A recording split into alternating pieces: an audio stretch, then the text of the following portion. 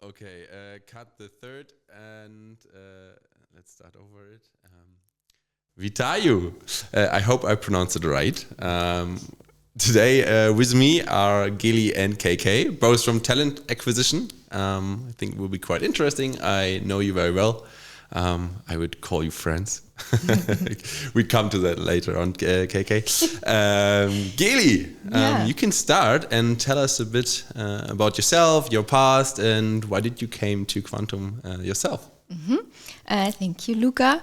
My name is Gili, and I always had kind of a background in recruitment, sales, HR topics during my whole career, also working in consultancy, and I decided to move forward away from consultancy to Quantum Systems since August 23 actually.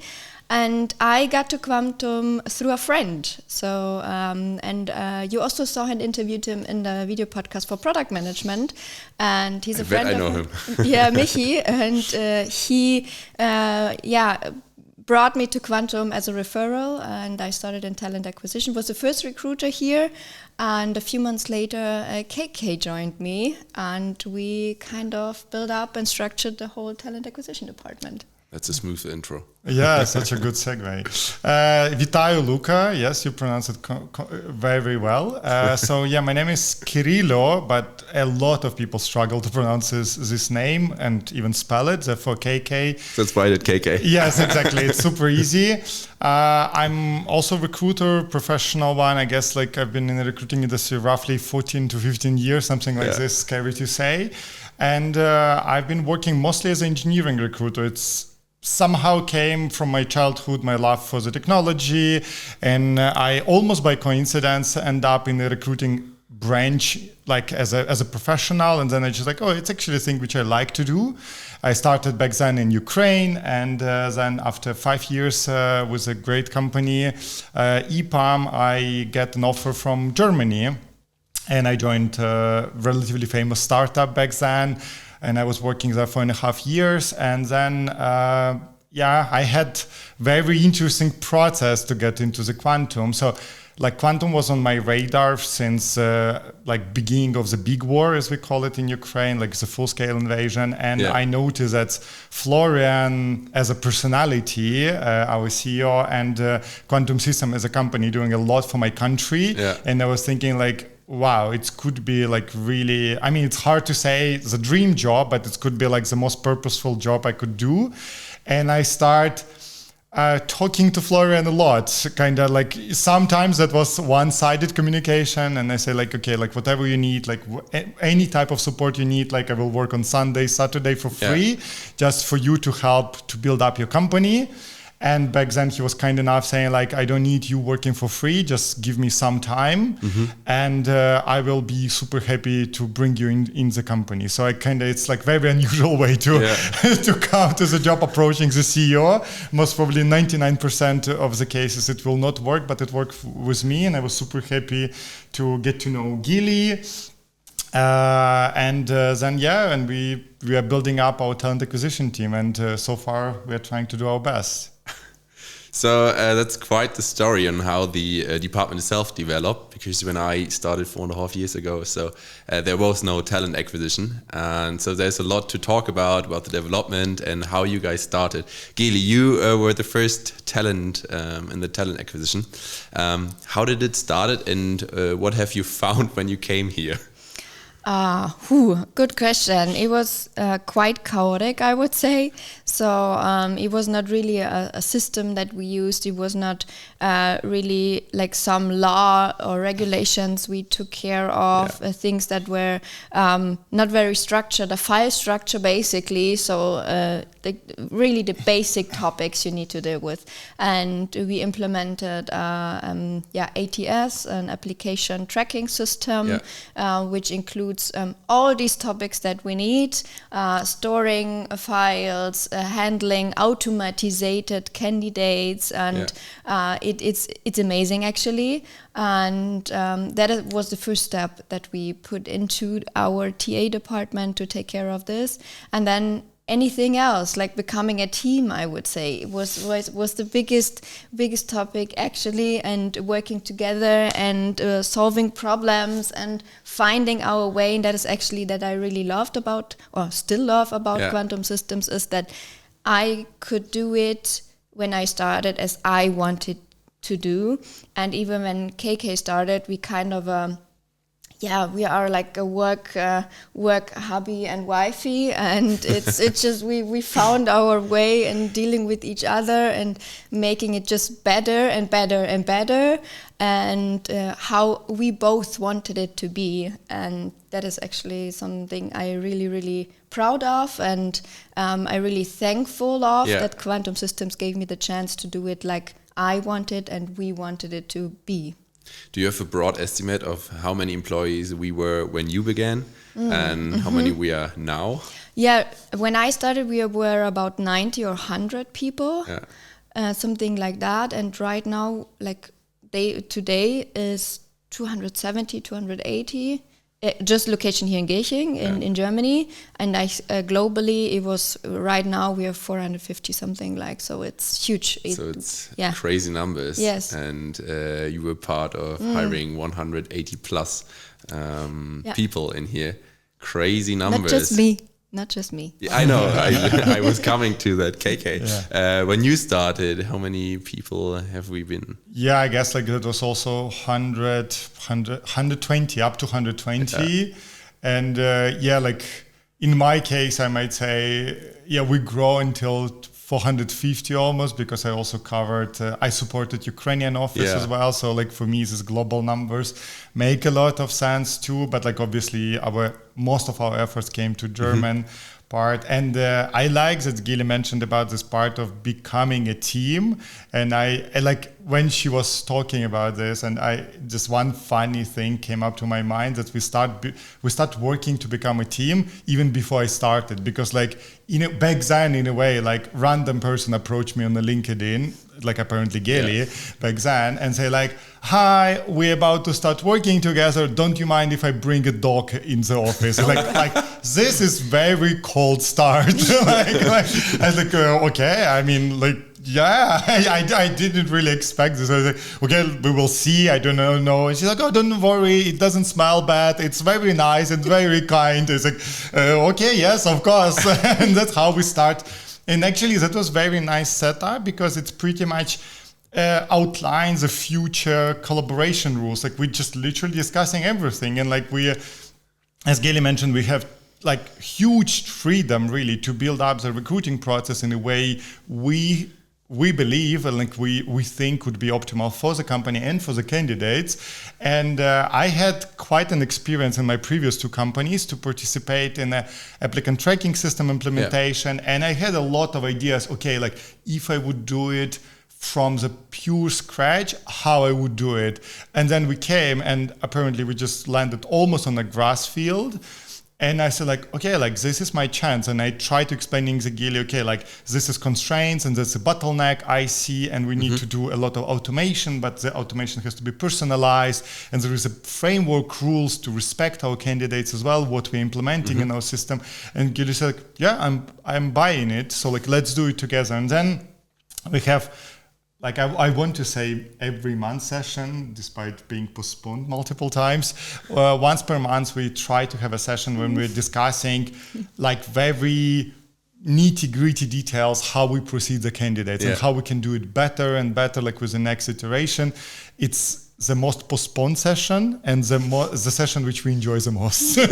So, and that's how we work. And and I also want to mention, because it's a good point, it's not just between us both or within the team.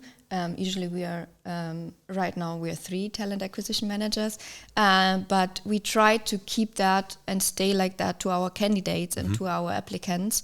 Be transparent, be honest, try to improve the process, get feedback from them, and be as clear as possible. Why did we open the position? What exactly is the plan with the position in the future? What is happening with quantum systems right now? What will be in the future? Things like this. So we try to clarify that upfront in the application process, sometimes better, sometimes worse. It depends. We are also humans, and it also sometimes have bad days. But even though when we try to improve the process a lot and also include the systems, which sometimes appear bottlenecks, as you said, and we try to fix them, but it takes us time, and maybe it takes a little bit longer to respond to candidates as usual. We try to respond within 1 or 2 weeks. That my point is very fast, I would say. But sometimes it's not working because we have a bottleneck or a bug in the system, and then so it's quite a nice setup. Still a little bit startup, I would say, trying to fix problems when they appear. But that's actually what we both love so much. So I have 2 follow-up questions. Okay. First one is it an advantage to have a dog when you come to the interview during hiring process or during application? Of course. In my case, I'm totally biased. When somebody's applying and having a dog, wow, nice, we need her or we need him. Yeah, of course we're going to hire her. And it's good that I'm existing in a team because I'm completely, for me, it's complete egal. So like, do you have a dog? You don't have a dog? I'm not biased at all. And the second question is how's the process looking in the back? Because you were telling me, okay, it takes 1 to 2 weeks in an optimum case, but how's the process for you guys? I mean, you have several interviews a day, I would say. How's the ATS helping you out? Tell us a bit. Should I start? Okay, so I guess like it's important for us to explain few baseline rules which will be helpful for listeners of or viewers of our podcast. First of all, when we kicked off the talent acquisition team building here, we came up with a few basic rules. First rule, every candidate should hear back from us. And it came from our personal experience. We've been candidates. I mean, it's hard to believe, but recruiters sometimes also looking for a job.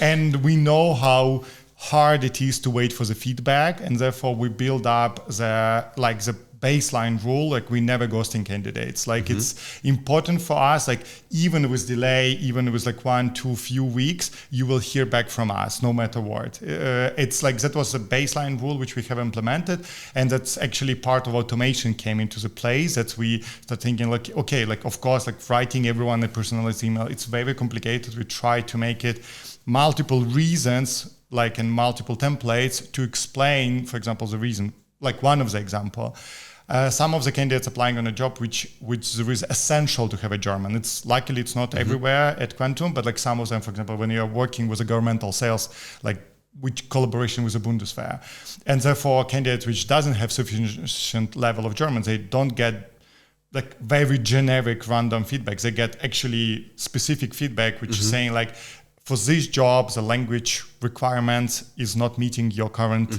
level. Therefore, this is the reason. So we try to give hint to candidates whenever we're rejecting them.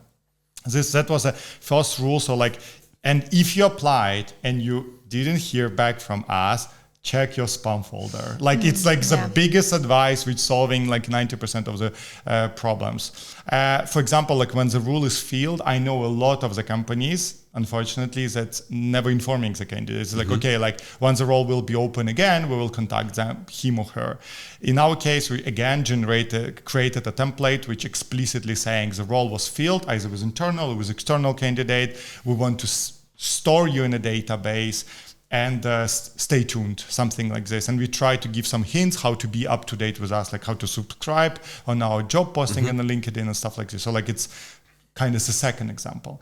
And the third thing which we implemented, because the company became more and more popular and we were anticipating this, we start automating as many things as possible in a human way. For example, like if you're a candidate of Quantum Systems, you might notice that you get informed once you applied. You get informed once we liked your CV and we want to present it to hiring manager. And then when you're booking interview, no matter is it with a recruiter or with a hiring manager, you do it in an automatical way in our calendars. That was my dream for many, many years to make it happen. And now like we don't have back and forth communication. Oh, does Wednesday works for you? Oh, no, next Friday. So you just book directly available slot in a calendar. So like this is preset how we started, and obviously treating the data appropriately. You can always ask to remove your data. We know it's important in Germany. So like this is a baseline which we defined in the beginning, and we tried to make next level. For example, like recent implementation we made, a lot of the jobs at Quantum requires case study, and then you're rejecting people explaining like, yeah, your case study were not sufficient. And a lot of people were sad that they didn't get the direct feedback what could be implemented. And we kind of listened this and we implemented that. If you're really keen to, and if you're ready to accept the feedback, that's another point. And if you're keen to listen to the feedback, you can book the 10-15 minute session with us where we try to go through your case study and try to give you some pieces of advice how to improve it. It just like, we just implemented 2 or 3 weeks ago. So like another example of our personalized automation. Have you had a few talks? I had. It's like very tough talks, but but it's important. Again, people committed 3-4 hours of their personal time. Therefore, for us, it's important that this time is not wasted for them, so they learn something. So how was the feedback afterwards, after the talks? Surprisingly, so far, people appreciating this. Yes, very, actually, yeah. Usually, like all feedback calls I did were very, very nice, and they were very sufficient, I would say. And the candidates went out of the call and said, "Thank you. I never thought about this. Thank you for giving me the feedback. Now I know what I can do better." And it's better to do that via phone or via Teams call, because then you can directly address the topic. Because usually, sometimes it's something about I would say appearance and how you sit in the interview process, give them feedback and not being like this, being like open and like use your hands in speaking on topics like this. And what I also wanted to mention when you spoke about the process, it's usually in all application processes, it's the same. So you start handing in your data, then the recruiter is evaluating it, it's forwarding it to the department, directly the department that is responsible of, they do an evaluation, then you gonna get invited for the first screening call, which is the call with the recruiter directly. And afterwards there will be case study, tests, or role plays, I would say. So these are the 3 options we have, and evaluate candidates. That will be either at home, like doing that on mobile from home, this tests or case studies, or directly when they're here for the on-site interview. And kind of afterwards, if there is additional people included, maybe a second interview, but usually after that there will be a feedback and a response to yes or no. Or if you want feedback, we can give you feedback. Actually, I want to mention something because it was very nice when I had a feedback session with a applicant for internship and for a certain position, so both of them. And because of this one candidate, we increased our salary for our interns. Oh, that's great to hear. Yes. Back then when I started, I got 450 euros a month. Yes, and we increased it because of his feedback, and it worked very, very well, actually. And I really, really asked him, can you please write me an email? Because of this feedback, I really liked it. Feedback call was amazing. And he wrote me like in very detail which market research he did, which different applications he had. And he wrote it down, and of this email, we increased the salary of candidates. That's from great interns. to hear for every future intern. We appreciate the internships very much here within Quantum, and I think it's kind of the story we already discussed within the culture episode, where a lot of our core members are or have started as an intern or as a working student. So that's great to hear for potential interns. I'm glad to hear that. Going a bit further, we have several departments. We know that, and we have different types of team leads. So how is it when you do case studies, different interviews, and have so many different hiring managers within our company? Tough, very tough, I would say, because sometimes it's easy, super easy, because hiring managers just think up front and try to help you and make the process as smooth and fast as possible. And sometimes it's a little bit like kindergarten and taking care of so much points and being responsible for everything, and which is also fine because it's part of our job. But sometimes it's more nice and sometimes it's not. But usually it's the same. So we start with a a short briefing call when it comes to the job description. So we speak about the job directly, what is needed, what kind of person do we need, which soft skills, hard skills the role has to, I don't know how to say it, has to fulfill requirements, I would say. And then it's up to us to screen the candidates, the applicants, and in the first screening calls to check the soft and hard skills, and with the hiring managers afterwards, in teaching them sometimes how to do interviews and be there, support there, asking for feedback 1, 2, 3, 4, 5 times, and it's sometimes, but it's funny. It's like you're very well connected within the company and having so much people to speak to. Yeah.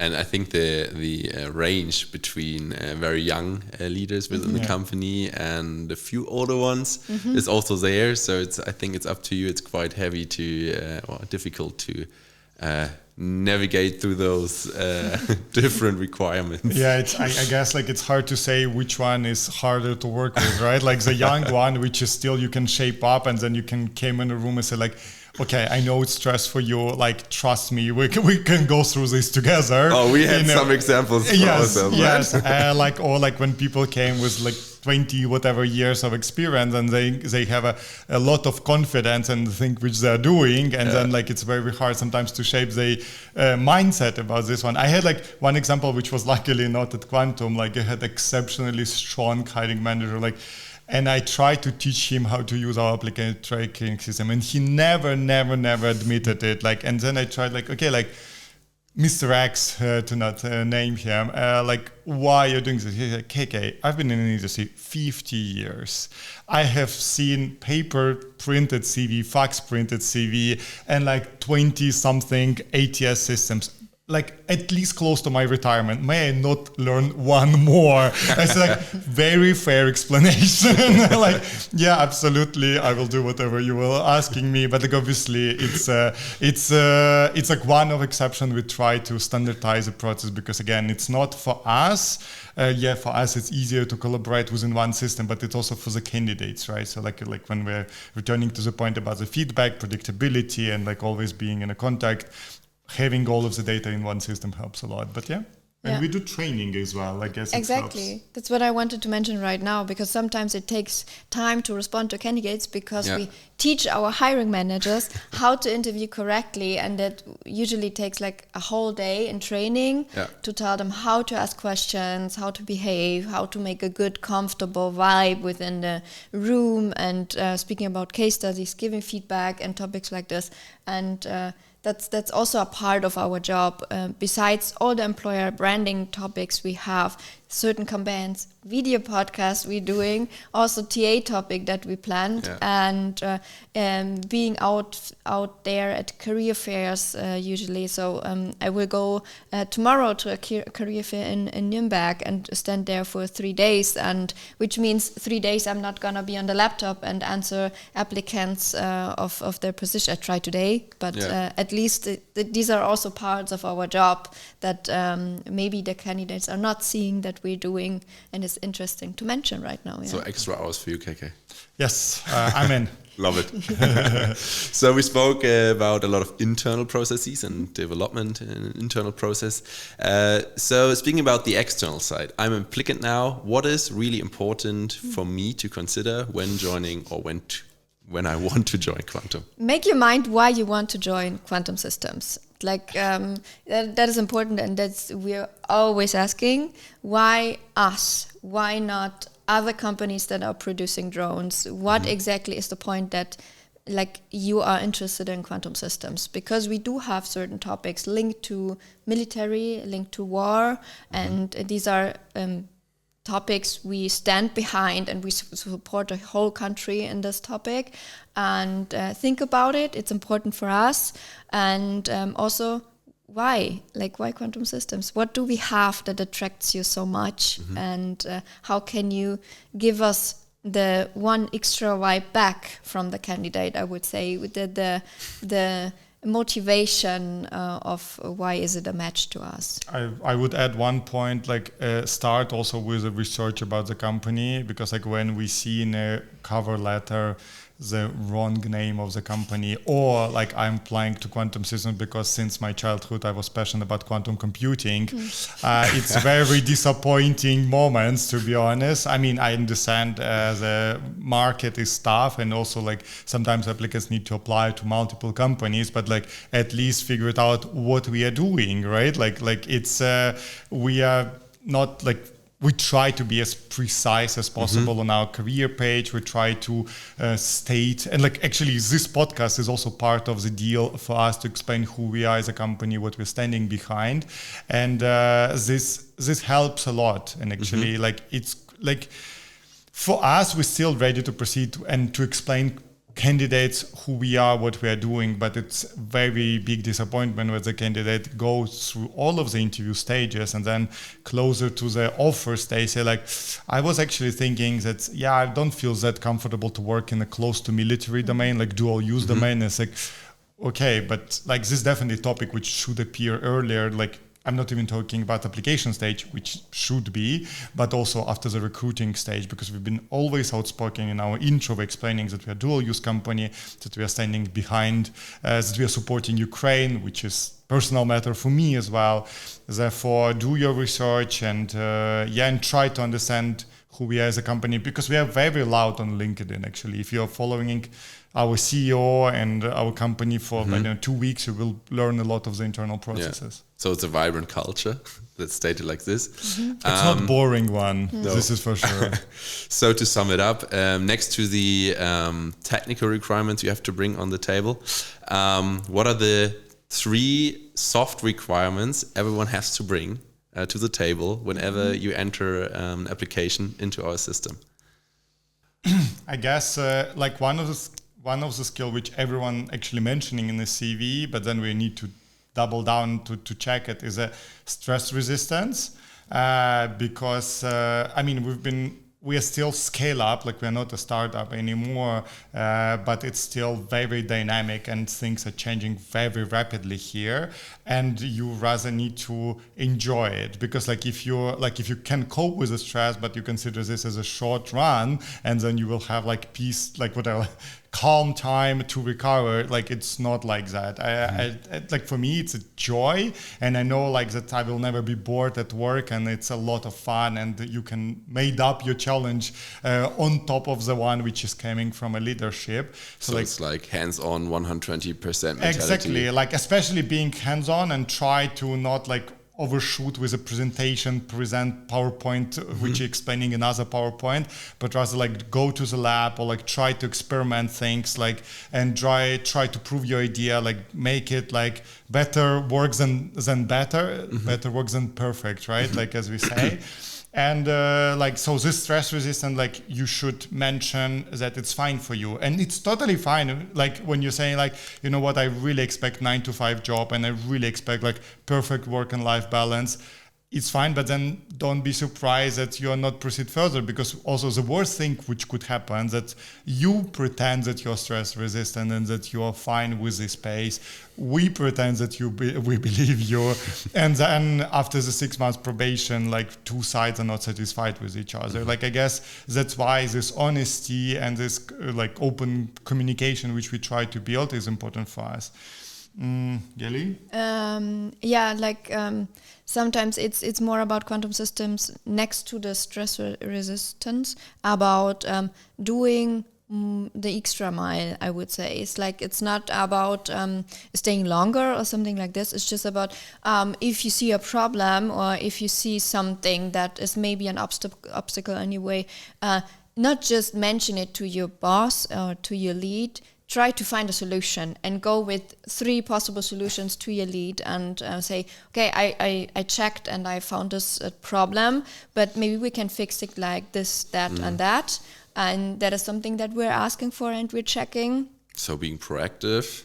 Exactly. And I would say stress resistance. I guess like also empathetic and human oriented. I guess like all of those points which we mentioned, they're naturally creating stress, right? And I guess like the way why quantum systems are still pushing forward, and like why we're still resisting all of the challenges which company have been facing for 10 years, because like on top of this, people genuinely try to help each other. And like, I really, really appreciate it. And like, for me, I didn't consider this as a given, to be honest, like when I was joining the company, and then I was like being constantly surprised how people are supporting each other, and like how no one tried to say like, oh, it's your problem, sort it out. Like, and actually in multiple occasions, people say, okay, let's think together, like what I can do to help you. And I guess like this human-centric element, it's very much important for quantum DNA. And I guess like we never write it down anywhere, right? Yeah. Like, it's kind of not a formalized thing, but that's kind of the glue which really helps company to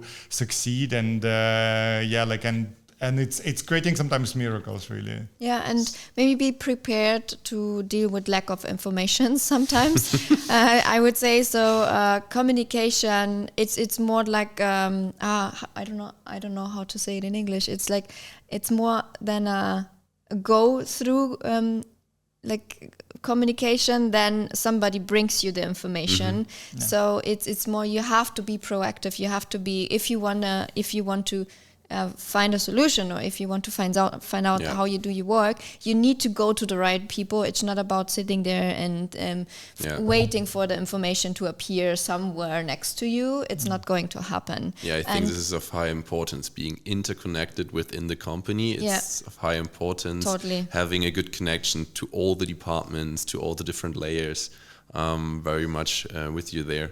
I guess like it's also like very right moment to mention that like a lot of people don't fully understand why we are very proactively saying that we expect candidates to be on site at least 3 to 4 days per week, because like it's actually this interconnection, this glue, and this empathy. It's built up when you're spending time together in the office. It's like we try and. Like talking to candidates which generally believe that the work from home is the best thing which was ever invented. I totally get your point, but we at Quantum experienced, like we tried multiple different options, and we just figured out that for company, it works the best when we have relatively strict, but like flexibility about how many days you're allowed to work from home, but we still expect it to be more than 50% working from the office, because it's part of this essence, right? Like which we mentioned. Also what our culture makes, right? I mean, the people together here, they have a lunch together. They really have lunch together in an interdisciplinary way. People from every department, they do nice things together, having an end of the month event in the evening. Doing road bike tours or running clubs. So it's really, really cool. We also had that topic in the episode of the QS culture. But yeah, I think it's also very the point of high importance in here. So KK, there's also a special case with Ukraine. You already talked about it a bit. We also have a subsidiary in Ukraine, and I think there's personal interest for you, and it's a quite unique story, I would say, that a German company is so within the Ukraine. Can you tell us a bit there? What's also your role in between?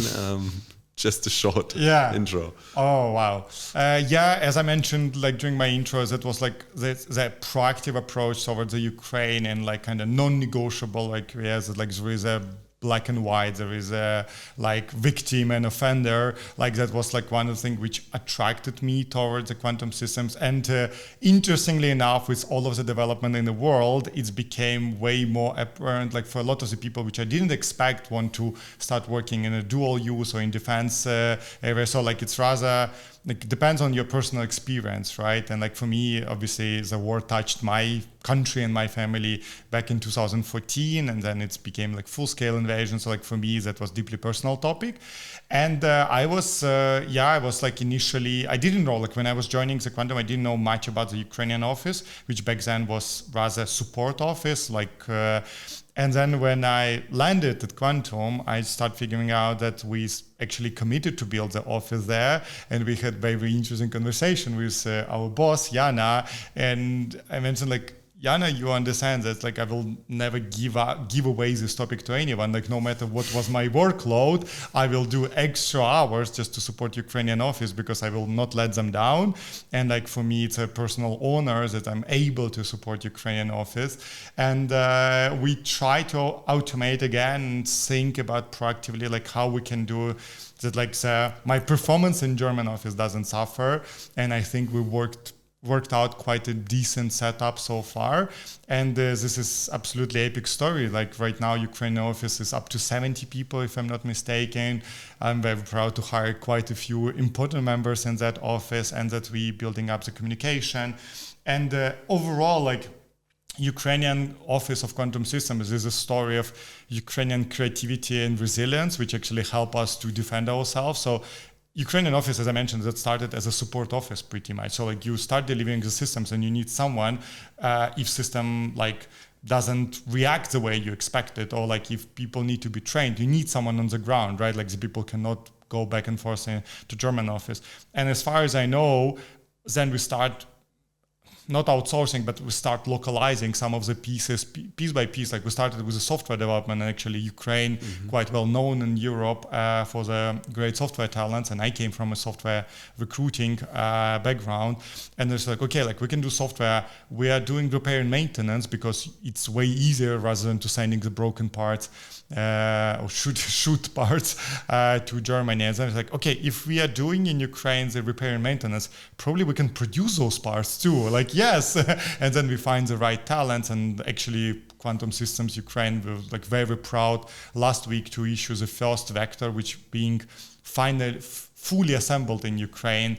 And I mean, yeah, I cannot be happier, to be honest. Whenever I have one-to-one with Jana, I'm also like, yeah, I'm doing the most meaningful job I could ever imagine. I'm helping. I get very lucky to being in Germany when the full-scale invasion started, but also I do some active part to support my country with a local office. And Sasha, Dima, Denis, like everyone who is working on a Ukrainian office, like well done, absolutely terrific job. I will do everything I could really to support you. And actually, amazing thing that Quantum Systems Ukraine start being very vocal in communication within the military community. So like we have like not paid, I don't want to say, it's not advertisement, it's like video cuts from Defense Force of Ukraine when they're telling about our systems, and we never ask them to do so. Like it's just like soldiers like on the battleground say like, yeah, we want to share about this system, and like we have those videos, you can watch it, and really to say that when we are claiming in our marketing materials that like we are battle-proof system, it doesn't go out of thin air. So like you can actually go, if you know Ukrainian or if you Google a bit, you can find the episodes where like actual soldiers talking about their experience with the vector, and like how the system really supports them and how it saves their lives. So like for us, it's the biggest reward we can make, really. Yeah.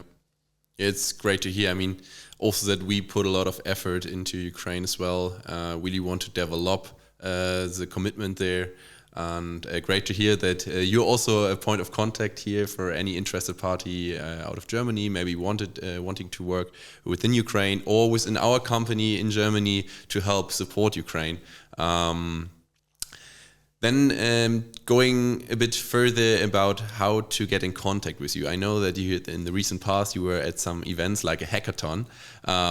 Tell us a bit about that, because I think the hackathons are also very interesting for any tech-interested talent who wants to build something for their own, or has fun with developing new things.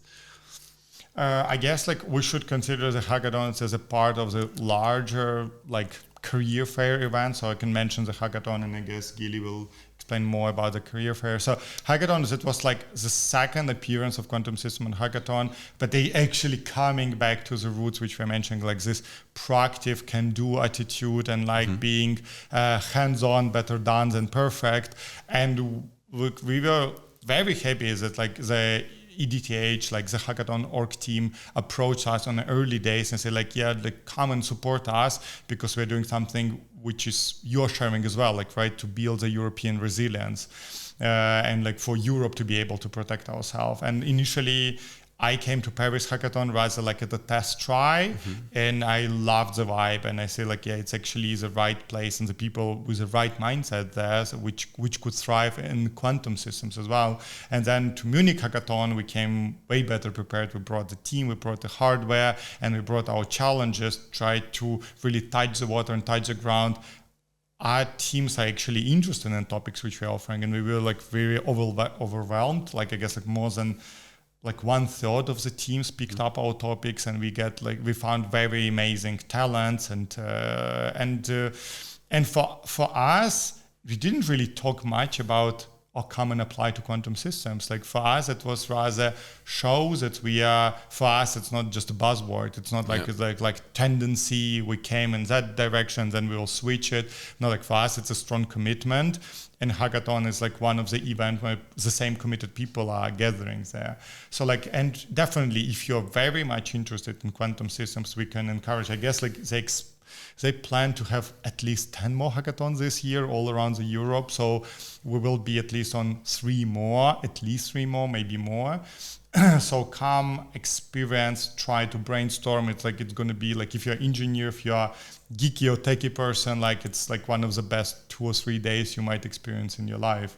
And career fair, it's another way to contact with us. Yeah, it's usually most of the time super interesting because it's not just about cases or tests that you're doing. It's also about seeing the product. We have mock-ups over there. We have the interior over there that we take with us. That you can see the heart and the brain of the drone, what is inside, and touch it and unclick it, move it. What exactly is the material? How is the drone looking? And get in touch about certain topics directly with us. And it's quite interesting, and we try to address the right people and finding the right job fair, and going also to schools and speak about production roles, for example, and super interesting. All the other topics we are planning this year, for example, Tag der offenen Tür, so which means like we open our doors that people can come into quantum systems, see our office, and see maybe some products, a test flight, something like this. So would be super interesting for our people that maybe just heard about quantum systems or love already quantum systems, to see what we are doing and how we are doing that. And of course, getting to know all the dogs that we have. So looking at the clock, we're getting quite late. So I want to address 1 or 2 more topics. Personally speaking, for behalf of yourself, where do you want to see your department in 1 year? So what do you want to develop internally, and what is the star you're trying to reach? Wow, that's a tough question. I would say globalization, and I think you would confirm with that. In all the locations that we are going to open, to have a setup for talent acquisition departments to deal and to be more connected and to be more as a matrix organization. And that is, in my point of view, one of the biggest challenges actually, but one of the most fun in getting cultures, in getting setups, and including all of us in different ways. And this is very interesting. And of course, always improve. I think that is on our mind, and becoming better and faster, efficient, more respectful, more transparent and honest. And that is, that I would see within talent acquisition, definitely. Yeah, I guess like one of the things which definitely important for us to not miss, to not lost those baseline rules which we described initially, right? Because like it's so easy when you like open the role and you get like 100 something applicants like overnight, which is definitely recognition of our efforts and our communication. It's so easy to say like, oh, let me do like whatever, some rule and automated rejection, which we kind of refuse to do really. And still to be sure that we are try to approach every single candidate, try to give a chance to those who really put a lot of the efforts in the application. For us, it's definitely a challenge, and we don't want to give up on it, and we want really to make it better, like human-centric, and really to set up the new standards of recruiting. And actually for us, it's a huge honor when people writing down the feedback about their recruiting process, and like we have relatively high scores, and actually on the Glassdoor and Kununu. And for us, like to hear that people say, like, oh, I never had so much human-centric and like efficient recruiting process in my the whole entire career. I guess it's a like flattering feeling, but also it's also push you to be committed to those things, to those principles which we established on the beginning of our team existence. I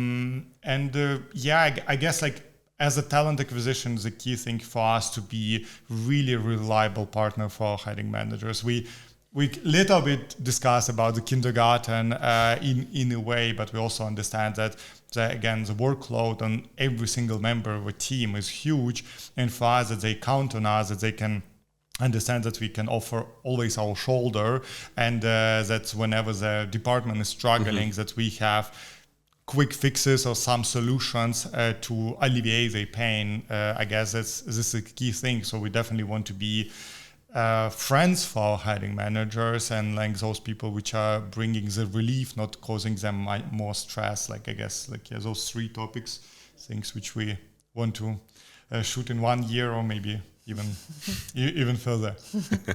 Coming back to my first words, being friends, right? Yeah. So one last question from my behalf. I don't know if you get a new team member maybe in the future, but what are you looking for? So what are the traits you're looking for within a new applicant within your team? Ooh, energy, I would say. Yeah, we are quite energetic team, and that is necessary for this role, I would say. And be outgoing, be networking, be kind of structured, I would say. We give you a room of have chaos for yourself, but the basic lines, as KK said, should be there, and bring some energy that we also have each day. We are playing music in the office, of course not when we have interviews, but we usually implemented this little. I would say when we hired somebody, each of us was allowed, like KK hired somebody, and each of us is allowed to play a song that the person really likes, and that's why I got into Ukrainian music very much, and it was I really liked it, and that's what we implemented when we hire new people. Yeah. Each of us is allowed to play a song, and we party and we celebrate it, and that's great. It's very nice. So somebody that needs this energy, I would say. I would add sense of humor.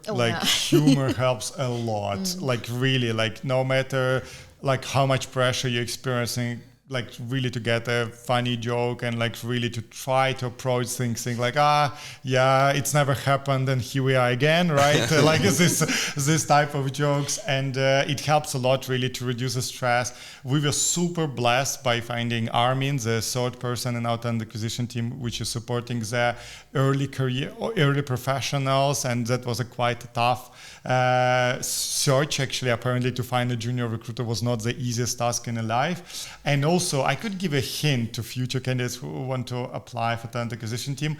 Most probably, like if you're listening us right now and apply for a recruiter job in our team, you will get a case study which will be most probably designed by Gilly and me, and it's going to be explicitly mentioned: make at least 1 out of 3 tasks. Think very wisely why we're mentioning at least 1 out of 3, and what we mentioned about the extra mile. It's the smallest hint I could give. Okay, that's good to wrap it up. Thanks for having you guys. It was very interesting. I think we could have talked for a few more hours, but I think it's a brief summary about the topics you face on a daily basis, it was very nice chatting with you. Thank you. Thank you, Lucas. That was nice chat. And we didn't even argue for a second. Yeah, that's which quite, almost quite never weird, happening. right? We never agree on topics. Because we are always arguing with Yeah, Luca. every time when we have a topic, we disagree. Yeah. But we like us. Yeah.